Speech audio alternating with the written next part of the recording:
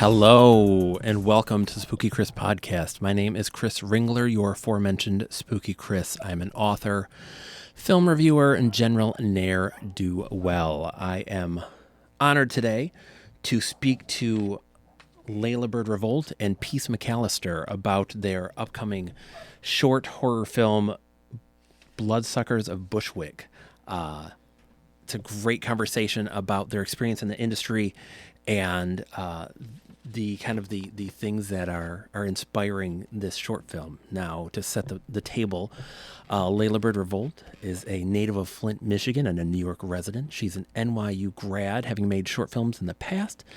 She's been working in the industry since graduation while endeavoring to pursue narrative filmmaking full time. Her new film, Bloodsuckers of Bushwick, is inspired by her love of horror and incorporates some of her experiences of Flint into its DNA.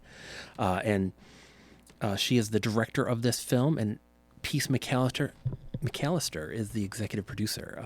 Leonard F. Peace McAllister is a Tisch graduate with years of experience in many facets of filmmaking. Class of 21 with degrees in cinema studies, film and television, and business of media. Peace has worked on set and production and health and safety for companies such as Warner Brothers, Discovery, and Walt Disney.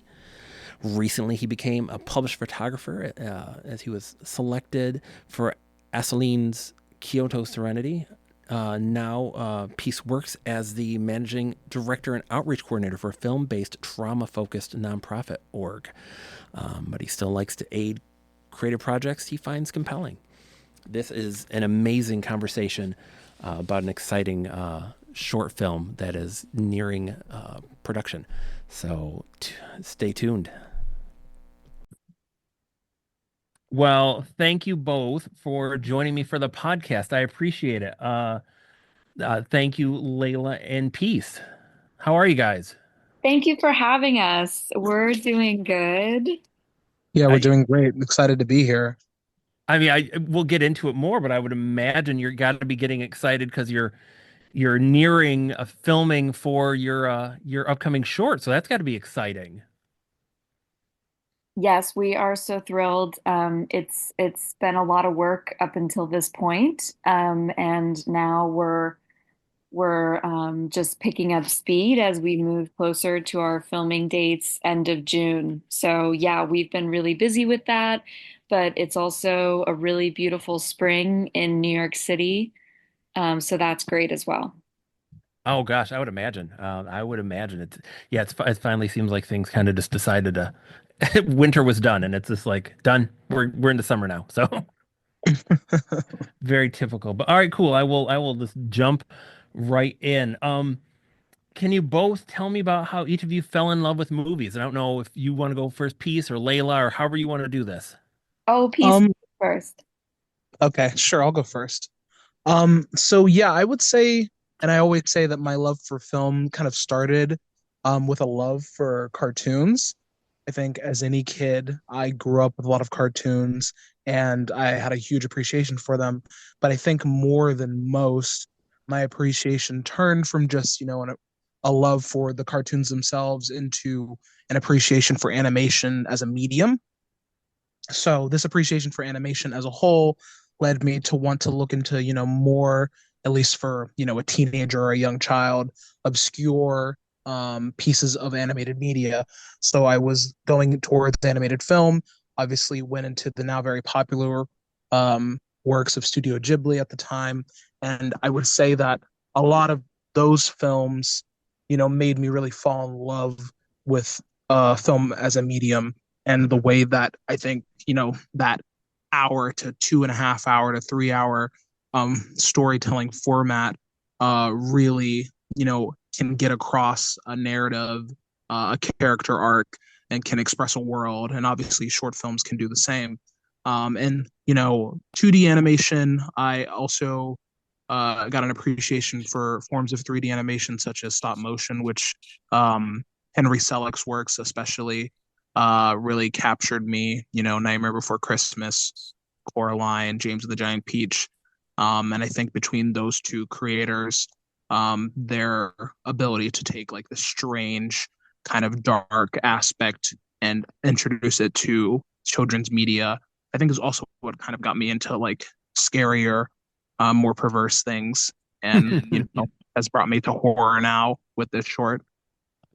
Now, would you have would you have you seen yourself more as getting involved in the animation side if you were going to like back in the day if you were going to I'm going to become like I'm going to kind of do these stories these visual stories, would you have imagined you'd get in more of the side of animation, or that you would kind of get towards live action?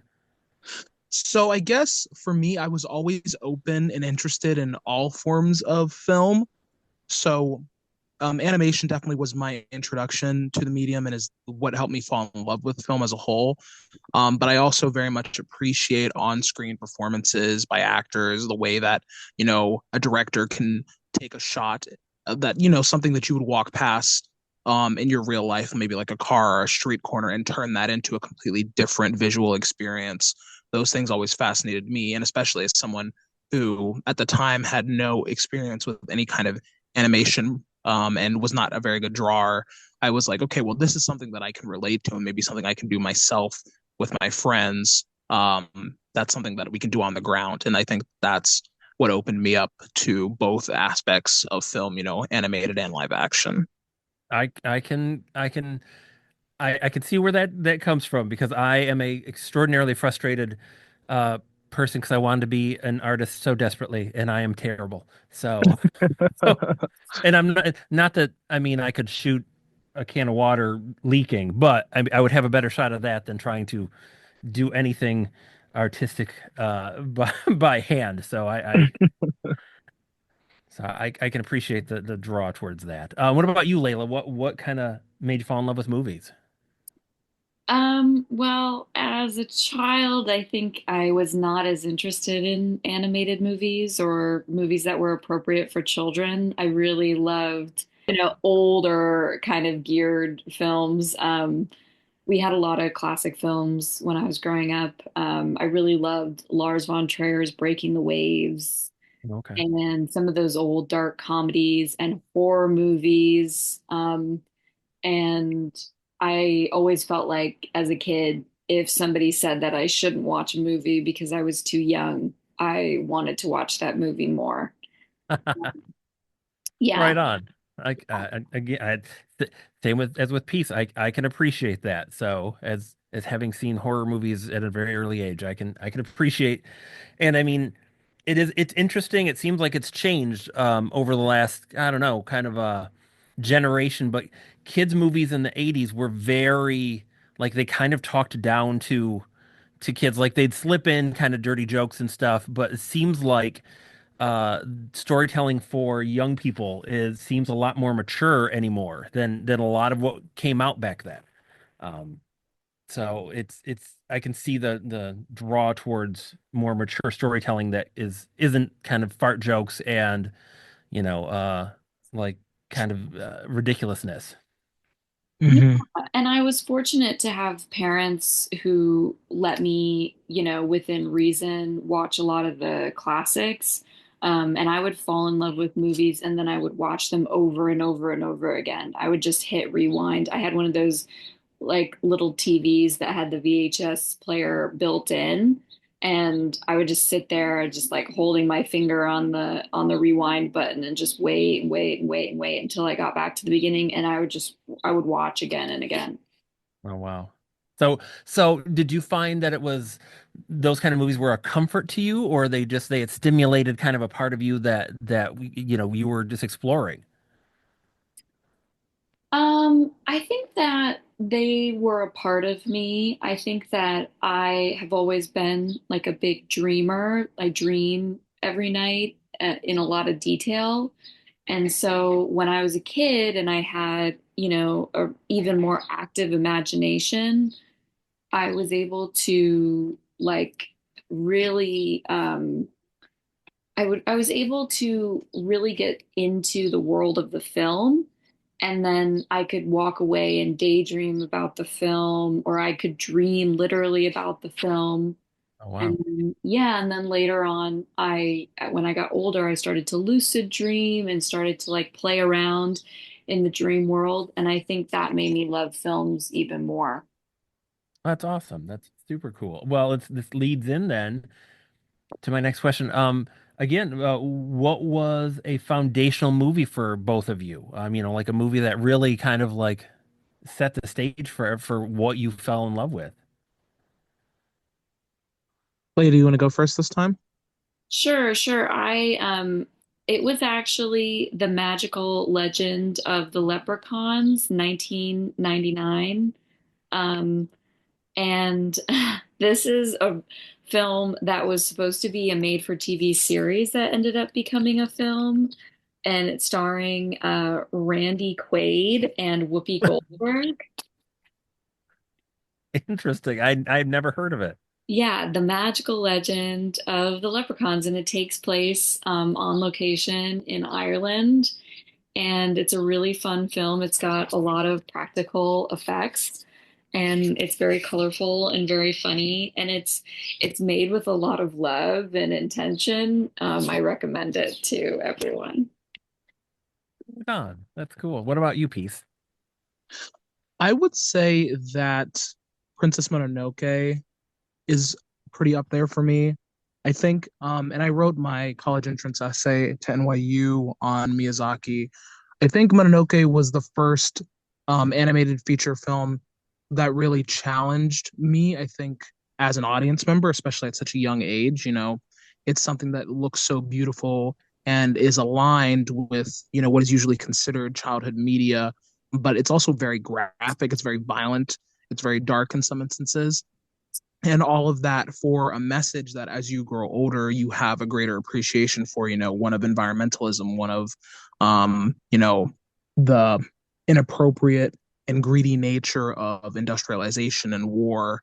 I think it was just such a film that made me realize that so much can be done within a world, and how that can be expanded over time, and how that can be appreciated by so many different kinds of people for so many different reasons, whether it be just enjoying it as a visual, as a visual piece of art, or enjoying it for its messages, or enjoying it for the characters, or the moments that, or the music that inspires you. It's just such, his work is always so layered with so many different levels that you can, engage with it at, that I think that that film really just helped propel me into wanting to go into this world a little bit more deeply. Fantastic. That's amazing. So and Peace, if you want to start on this one, what's your journey for both you been like in the industry so far? Yeah, sure, I can go.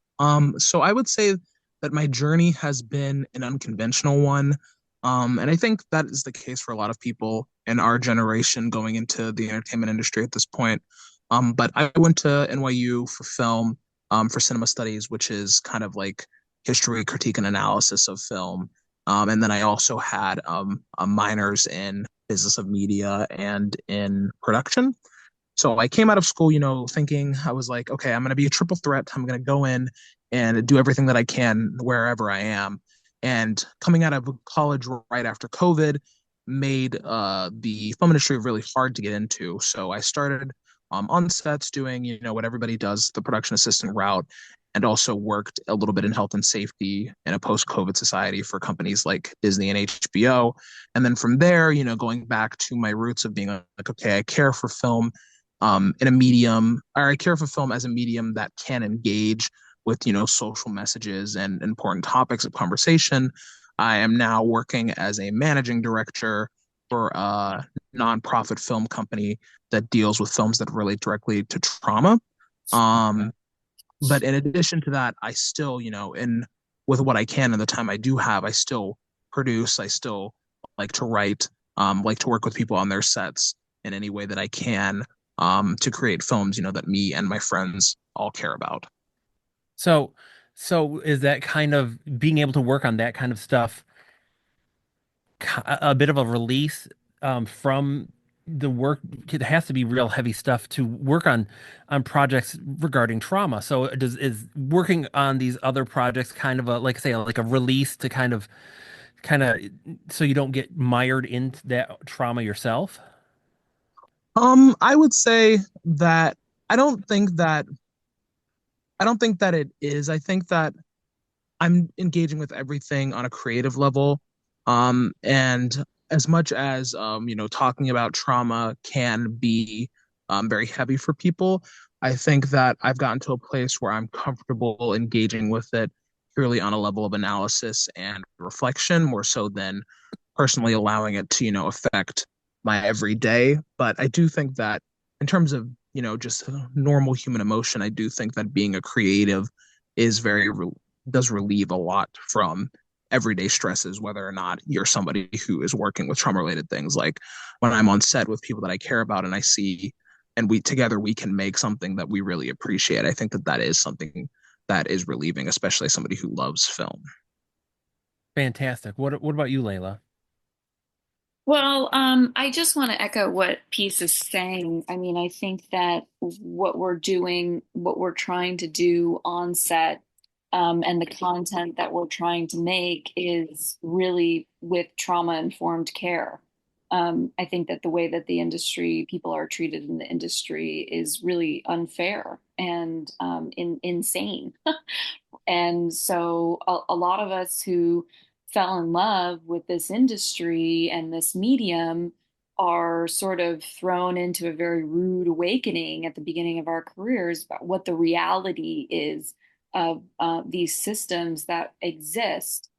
Um, and so I think that while we can while we can always invest and support our friends when we have opportunities to draw attention to more complicated issues, then it makes us sort of uh, like uh, infinitely, healing and sort of situation. Peace is better at this than I am. Can't you see why he's the executive producer? No, I think you guys are doing great. Like I just do you like Peace, do you have anything to add to that? Like it's because it's interesting because especially for someone like me coming generally speaking, just as like sitting down watching movies, it's I think a lot of folks don't realize, they think, oh, if you're in a movie, you're rich, you're happy, everything's great, and they don't realize that, most actors are scraping by and that, it's there's the politics in everything and the, social and political and all this other stuff. And I think, you know, uh, fans get to be blissfully ignorant of all that while you guys are mired in it. Yeah, I mean, the film, obviously, people who love making film, and there's really nothing that can change that. But as it can be as disheartening as it is rewarding at times. Like the amount of effort and love that you put into a project, um, at any level can be excruciating. I mean, like, especially when you're just starting out, like Layla was saying, like you go into this industry thinking that everybody there is there for the purposes of, making a great product or making something that you can love artistically. A lot of times people are just there to get a job done. They're just there to make money and they don't necessarily, they're not looking out for the people around them. They're just trying to do what they need to do. And even when you do make something that's worthwhile, sometimes you don't get the credit that you feel like you deserve, or you have things change about a project behind your back. Like the industry is a rough one, but I think that, when you make something that you're really proud of, it makes you feel accomplished despite those things. And I think that that's what all creatives in the industry are really trying to achieve is that feeling. Recently we've seen so many kind of high profile projects just kind of be like nuked into the vapor and disappear. Have either of you had any experience with something like that where something you've put your heart and soul into and worked on just kind of disappeared or was taken out of your hands? No, but I've definitely had situations where I've worked on projects and then not been credited, or been credited lower than my actual role or contribution, as a woman or as a young woman.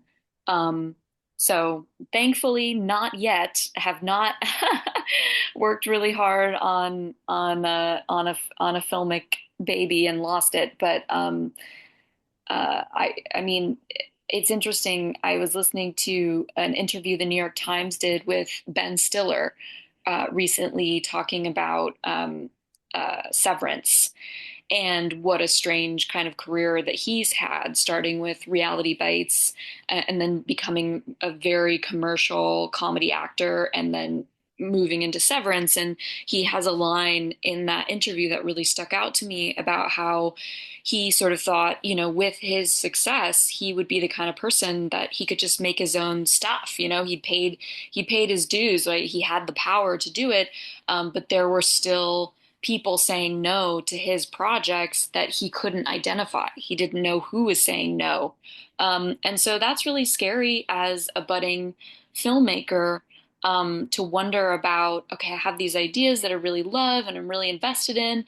And if I give them to a studio or if I engage with a bigger entity than me, are they going to kill it? Are they going to say they like it and then pay for the rights and then never make it? And then I can never make it?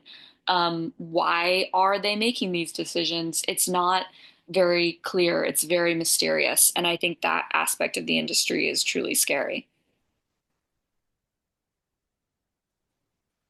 What about you, Peace? Is there anything you worked on that you've seen or been involved in that you kind of someone changed or took out of your hands?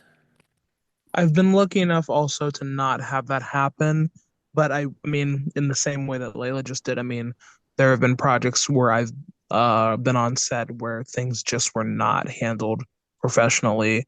Um, and I feel like that can be as bad as like getting a product out where you look at it and while it seems nice on the surface, you remember all of the hardship that you went through to make it, and sometimes it doesn't feel like it was worth it, even if it wasn't changed behind your back. And I've just been on some sets where, people just act unprofessionally, things are not done the right way, and things get swept under the rug, so that people can do what they got to do to get to the end of the day to get their paycheck. And I think that aspect of the industry is something that, especially on our productions, we want to change. We want things to be run right. We want people to be treated properly. We want people to feel like they're valued and that they're compensated fairly. Like those are things that we're trying to address directly. That's fantastic, and this all leads kind of into my next question. You've both obviously worked in the industry in different roles and positions. What do you think needs to evolve and kind of change in the industry to better serve the creatives and the audience?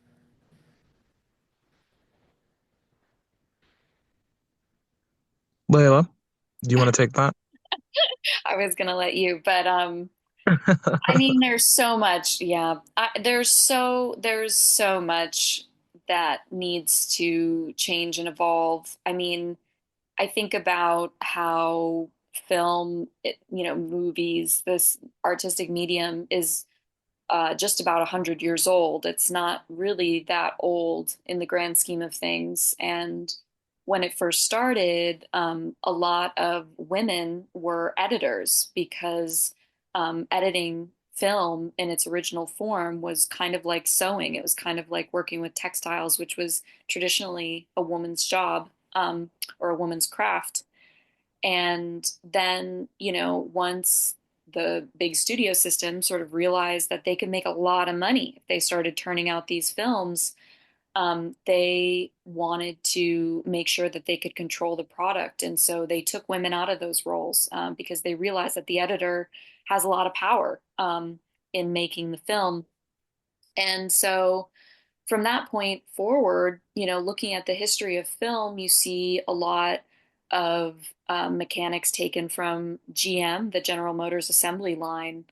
People arriving on set, they don't know what they're supposed to do. They fall in line, they listen to the person above them. They're not collaborating or, doing anything that would be sort of putting them in a position where people dislike them. Everybody has to be really subordinate on set, in order to get that paycheck. And there's also, a lot of modeling after the Catholic Church, a hierarchy of knowledge. Depending on where you fall in the food chain, you have more or less knowledge about the project. And so all of these foundations in the industry are really tricky to upend. And you'll meet a lot of people in the industry who want to be treated better. They want change. They see that these are problems. But then when you try to initiate change or ask them to make changes, they struggle with it because they want to do a good job and it's out of their comfort zone. And they're also traumatized and internalized a lot of these toxic behaviors. So at the end of the day, I think that it'll really be a new generation of people who are going to change the industry for the better. And hopefully, the way that things are shifting in terms of budgets and in terms of, streaming services, the way we do our projects, all of these things will facilitate an opportunity for change. Because, if you want films that are, not through the male gaze, right? If you want women's gaze, if you want other people's gaze, then we need to be making films in a way that suits us, not hierarchy of knowledge or, these sort of patriarchal formats. That's not going to work. And I think it does inform the projects. You ever watch a film and, maybe it's not the best film you've ever seen, but you just think, wow, everybody's having a good time. Like you can feel the energy of that project through the film. Everybody's having fun, you feel like people are really collaborating. Those are the kind of films that I want to make where it feels like something different was happening in order to create content that just felt a little more warm and open and really different than what we're getting now, which can be really sterile and like a little too clean maybe, and a little too uh, focused on making that money back. Right on. That's awesome. Yeah, I I have talked about this. Not that you would have ever known. I worked on a movie around here, like a guy was making, and like every time you talked to him, you could tell like everything in his mind was, I'm gonna do this, and it's gonna go on to like a streaming service. I'm gonna make all this money, and it was like, friend, I don't think you understand how this works. And that was like Yeah.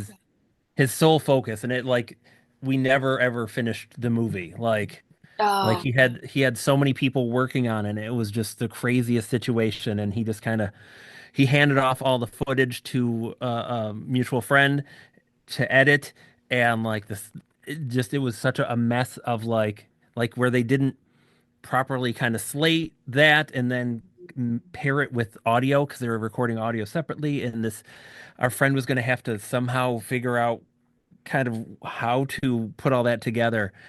And it was just and eventually the guy just kind of just walked away, and like we had all, and not even I, but like people had worked so hard for him, and he just kind of lost interest and walked off. So, so I get what you're where you're coming from to a degree. if your intentions, I think your intentions do read through the film, and there's a lot of wacko producers in the industry that I've worked with who sort of, claim no one will be harmed, nothing bad will happen in my care. And that's not what we're proposing here. We're proposing a thoughtfulness, an evolution, an invitation for like real innovation in the industry that makes sense to us and is, a little like a little punk rock, a little rebellious. Because at the end of the day, there's a lot of people making things right now. People have cell phones and they can go on TikTok and make content. And I love their content on TikTok. Um, but so I think, you want to have really something to say and you want to have a lot of love behind it.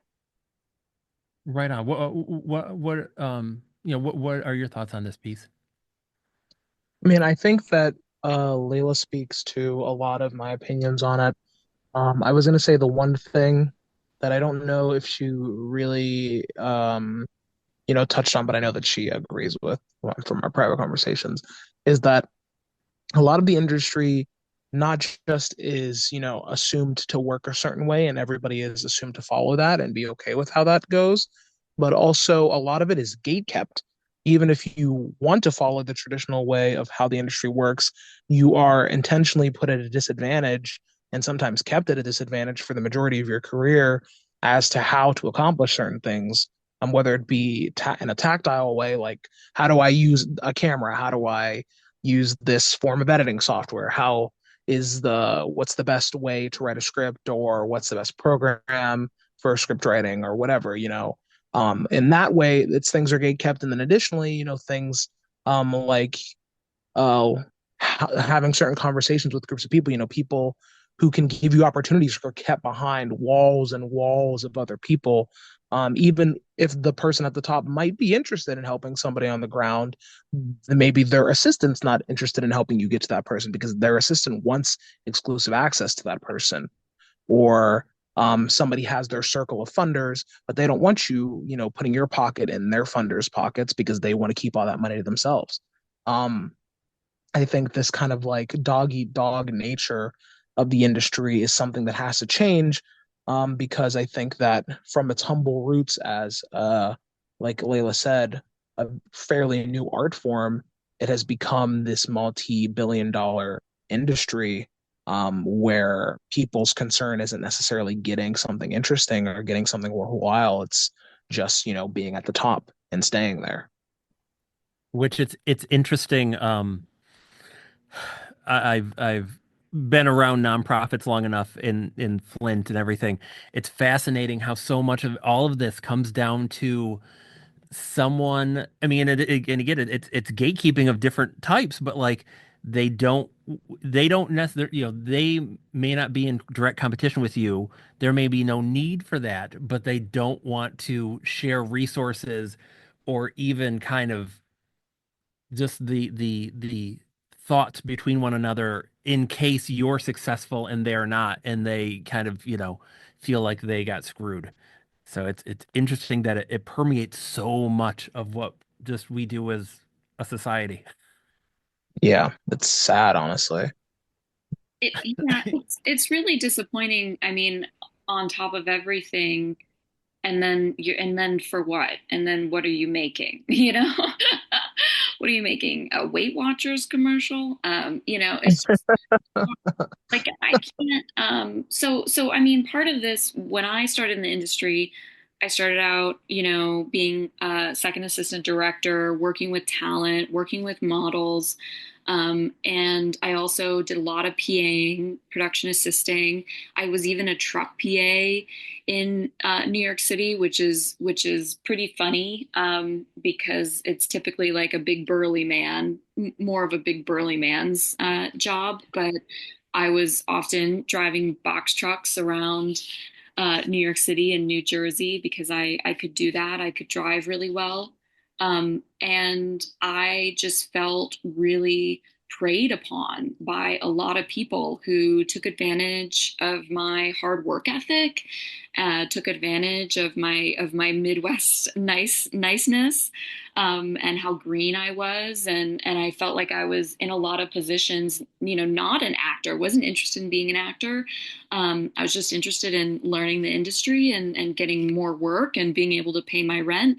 But, being kind of like coerced into a lot of, dinners and like oddly, strangely, inappropriately romantic situations, and all of that sort of grooming, and not just people who are romantically interested in me, but people who are interested in taking advantage of me and not paying me a full rate. I reached this point where I sort of realized that a lot of it is very scammy, and I didn't want to, even if I had continued on that path, right, and entertained, right, all of these people.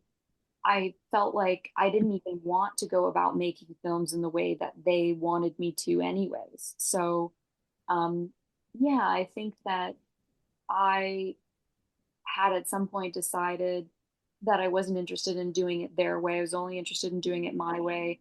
And I didn't know who was going to give me permission to be a filmmaker. It was only myself.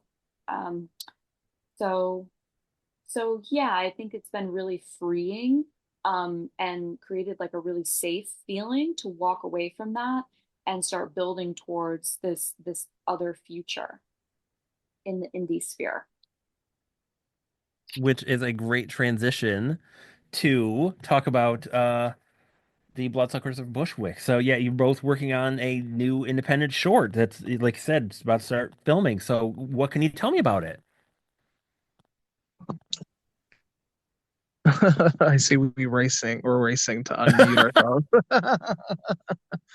Um, yeah, so it's a short film that Layla wrote that we're really excited about.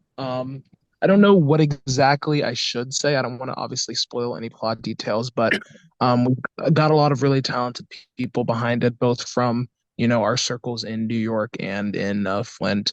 And we feel like it's a story about a really real experience that doesn't really get, touched upon much in stories about the city that we live in. Um, and it has it has elements of the real life experience of being somebody moving into a new environment, and in some ways, like Layla said, being taken advantage of, not really knowing what you're getting yourself into, maybe being a little bit too trusting, and the situations that gets you into, um, as a transplant or somebody who's trying to start anew somewhere else. Do you have anything you want to say? Absolutely. We've been working on this film in seriousness since September. But this was an idea that I was kind of kicking around for a couple years. Well, a few years, really. I think right before the pandemic, I had a lot of inspiration for this film. I I think that this film is going to be really interesting because of all of the really, as P said, really talented and uniquely perspective people behind it. Um, but I think that we have an opportunity here to do something filmically, visually that will be really awesome. And excited to work with darkness and light. My partner is a cinematographer. He's Emmy nominated cinematographer. Awesome. Um, and he's really talented. Something that he's really good at is lighting as well.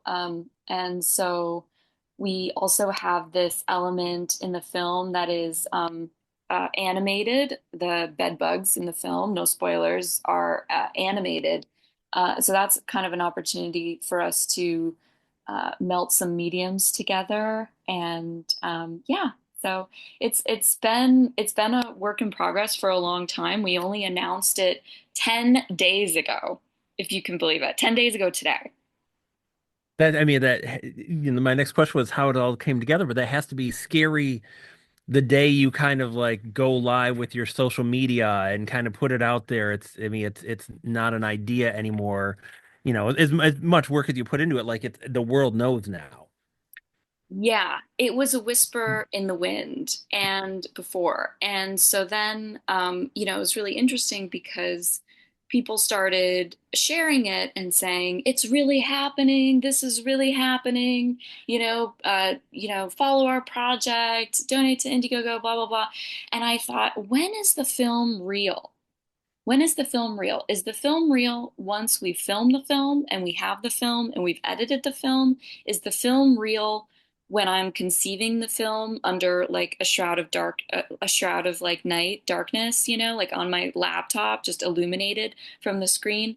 Is the film real when I start telling people about it? Is the film real when we announce it? I can't figure that out, but the film is real now, right? You put yourself out there, no matter what happens between now and end of June. The film is real. We're making the film. It's crazy. It is scary.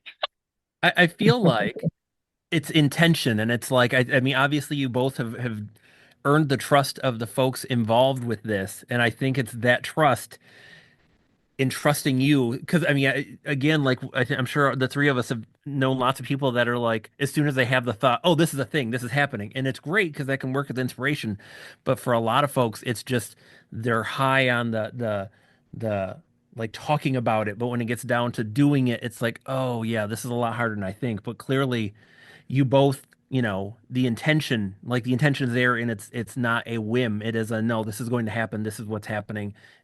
And I assume because you both worked in the industry long enough, you have built up this kind of experience that like, no, I know what it takes to do this. And looking at the social media, you both, it clearly know how to proceed without kind of, wasting people's time to kind of put it bluntly. Interesting. Mm. That's an interesting perspective. I'm so glad that you feel we're not wasting people's time because I would hate to do that. Well, I mean, again, it comes back to the idea of folks that, I mean, like the guy I knew, like people that are all talk and have no intention to follow through. And you both are so passionate about this project and have kind of planned it out so well. Um, I mean, it's clear that this is a thing. This is just a matter of kind of moving ahead. Well, thank you so much. I personally struggle with patience. I am really, truly impatient person, and I think that the best things, really do take a lot of patience and a lot of work. And so for me, I am often working in a really fast pace at my job. I work in broadcast now, and things have to turn over really quickly, and answers have to be given really quickly.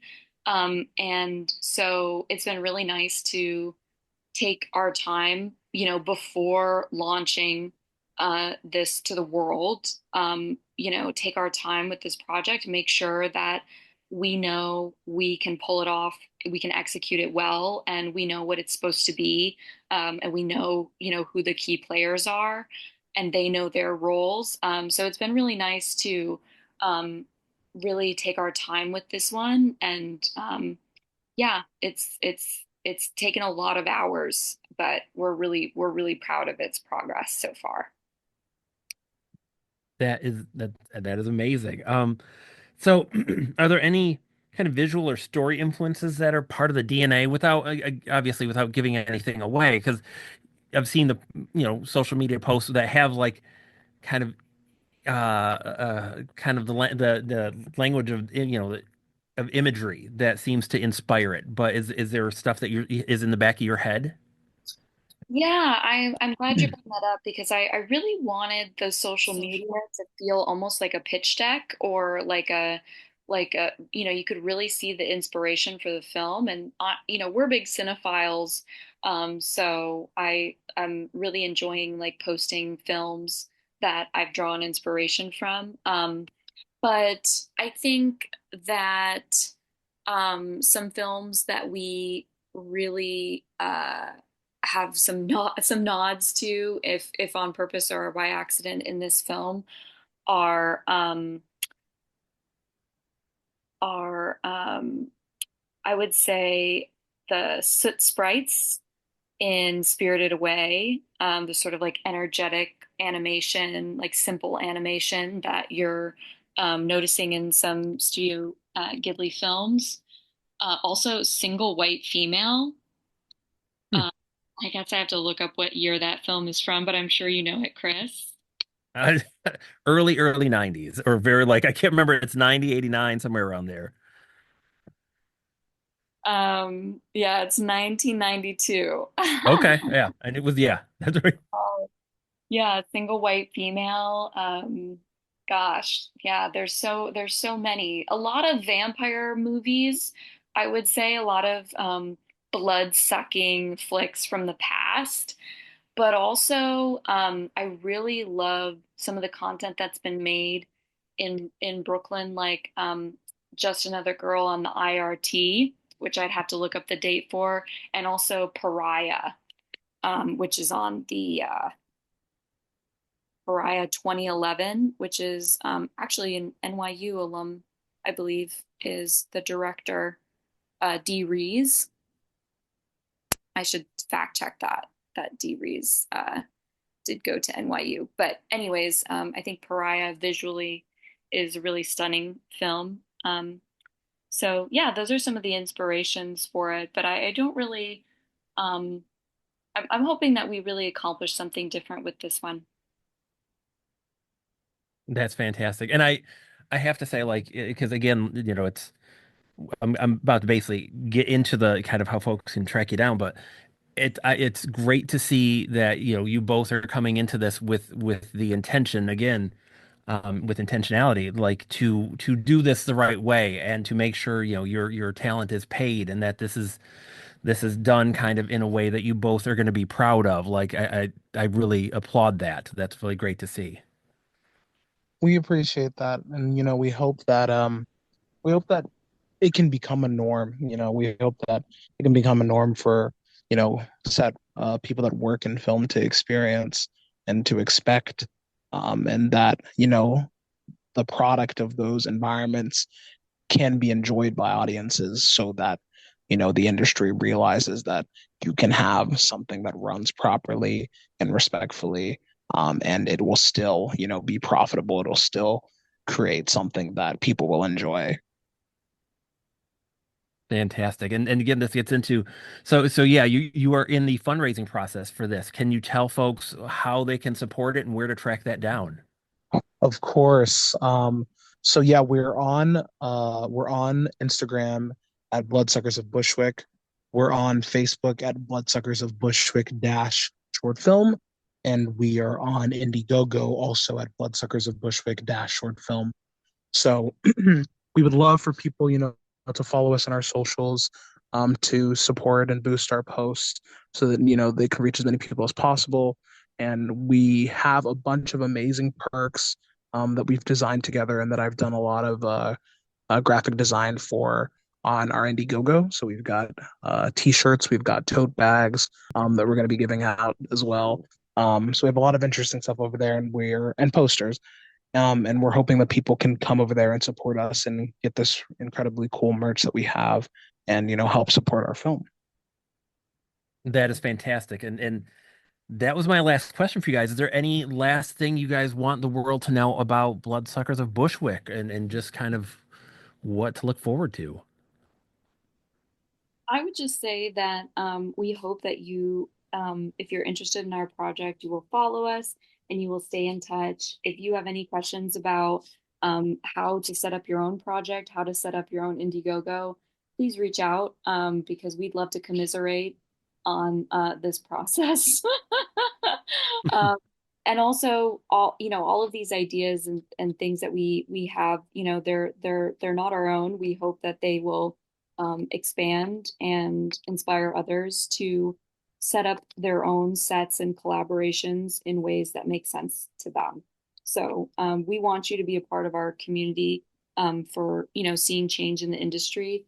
And when it's your time and you have your Indiegogo up and you have t-shirts for sale, we will be buying your t-shirts. So please let us know about your projects and yeah, reach out if any of this speaks to you. Amazing. Thank you both for making time for this. This has been an absolute delight, and I can't wait to see the movie.